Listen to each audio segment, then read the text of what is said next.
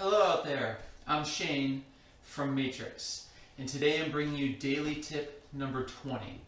Now if you watched yesterday's tip, you'll know that I had mentioned this is going to be a little bit weird. Hi Bubbers, this is our cat Buster. He loves yoga mats, so I guess he's joining me today. And that being said, you'll notice that we have a completely different view, and I have a mat out today. What we're going to be doing is we're going to be doing a diaphragm stretch. It's very weird, but it's a very, very powerful drill that can be very useful in stimulating your viscera, stretching your diaphragm. Both of those are going to enable you to do belly breathing better, and it's going to help create some of that mobility and stimulation through your gut that we've talked about so much with the vagus nerve in keeping your immune system strong. Moving through this video, I'm going to start by giving you a little bit of anatomy behind how the diaphragm works so you can understand how and why we do this. If you're not interested in that part, you can skip ahead, or if you're joining live, now would be a good time to clear some space and get a mat so you can come down on the floor too. Your diaphragm, it's a muscle that attaches onto your lungs.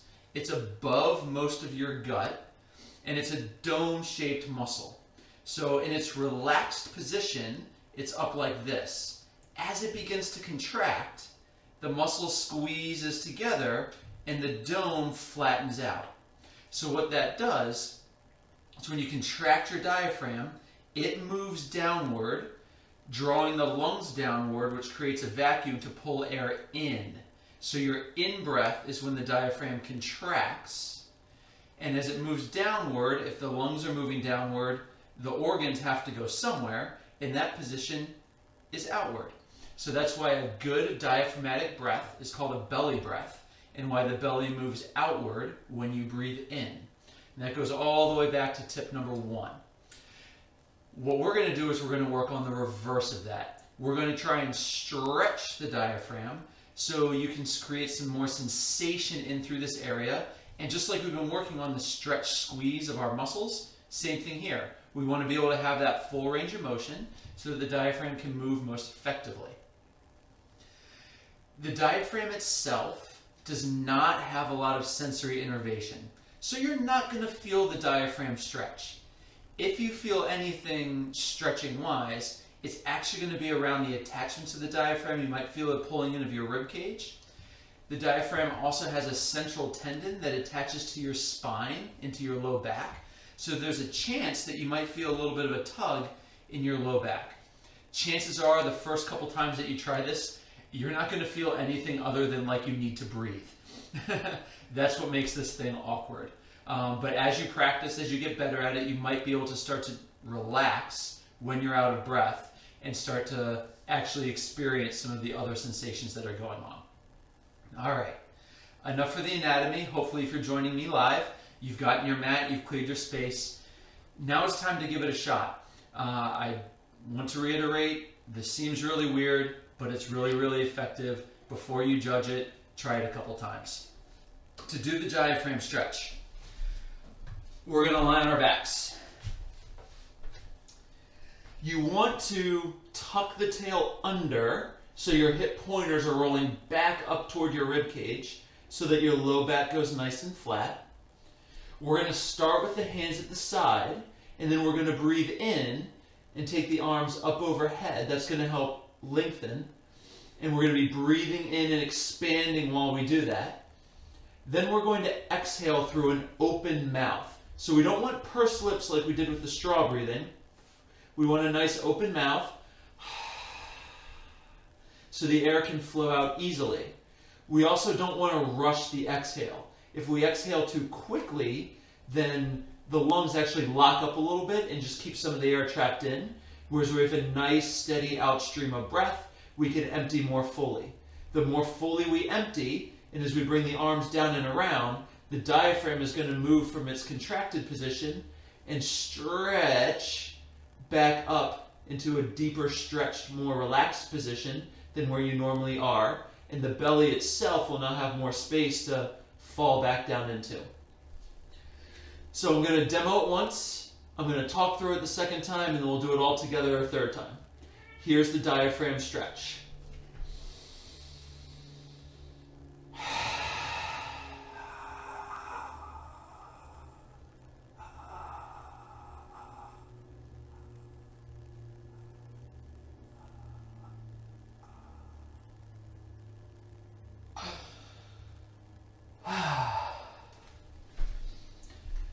So you can see, it sounds pretty weird.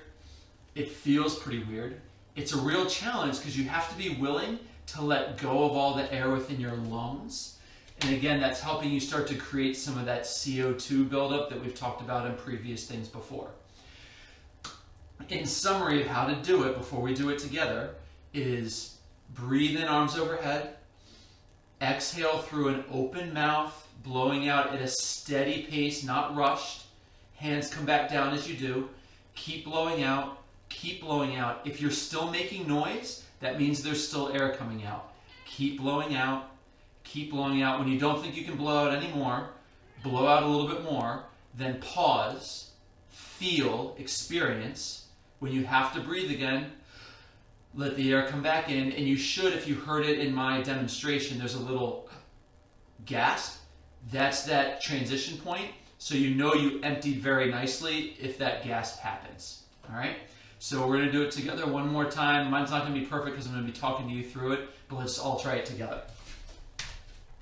Laying down, bridge position, draw the pelvis underneath so the low back goes flat.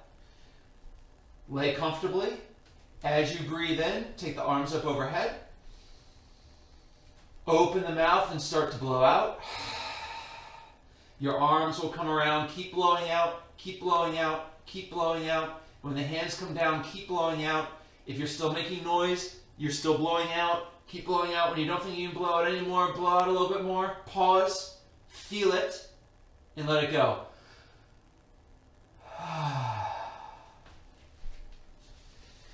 If you did it well, you should be out of breath. Your face should be red. You would have heard that gasp. It was your first time trying it. You probably didn't get the gasp. You might not have gotten any of that. That's okay. Try it a couple of additional times. You'll start to feel more stimulus. You'll start to feel more blood flow into the gut. Those are all good things for immune system. Your diaphragm will have stretched, so your belly breathing becomes easier. Plus you have a better awareness around what's going on down there. I'm going to do it one more time for you, this time with a little addition for as you practice. This is kind of the next level advanced phase to go. This is what this looks like, and it looks like Buster's going to be joining me for this one. Laying on the back.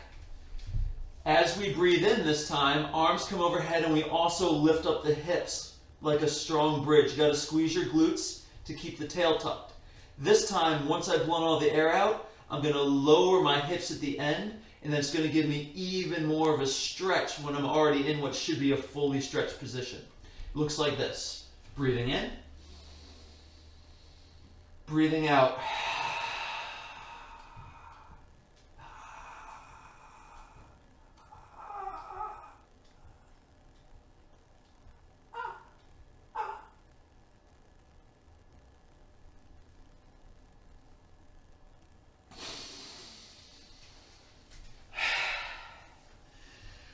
So you can see I'm out of breath. I'm probably a little bit red. Voice was a little shaking. My body was shaking a little bit. That additional piece of lowering the hip once you're fully exhaled really does change the intensity of the sensation. Don't do that first. Give yourself some time to play with this, practice it, get used to it, but know that there is that other level to go to.